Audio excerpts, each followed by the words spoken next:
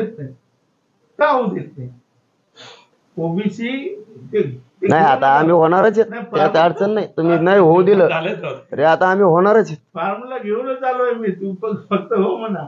भटके त्याला अंतर परिवर्तन एक नियम आहे, तो एक काढायचा आपल्याला. स्वतंत्र ग्रामपंचायतची ज्या आमच्या तांड्याच्या लोकसंख्या 300 लोकसंख्या असली तर त्यांना वेगळं तांडे हे महसूल दर्जा आणि ग्रामपंचायत द्यायला पाहिजे.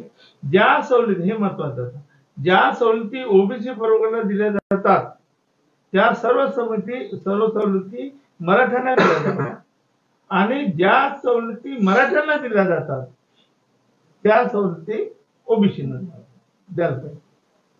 म्हणजे सगळ्यांना समान त्या सगळ्या सवलती जे काही असतील सवलती आपण देतो, म्हणजे शिक्षणामध्ये, हॉस्टेल, स्कॉलरशिप, ह्या ओबीसीला ज्या मिळतात त्या सगळ्या मराठ्यांना मिळतात आणि ज्या मराठ्यांना मिळतात ते ओबीसीला मिळायला पाहिजे.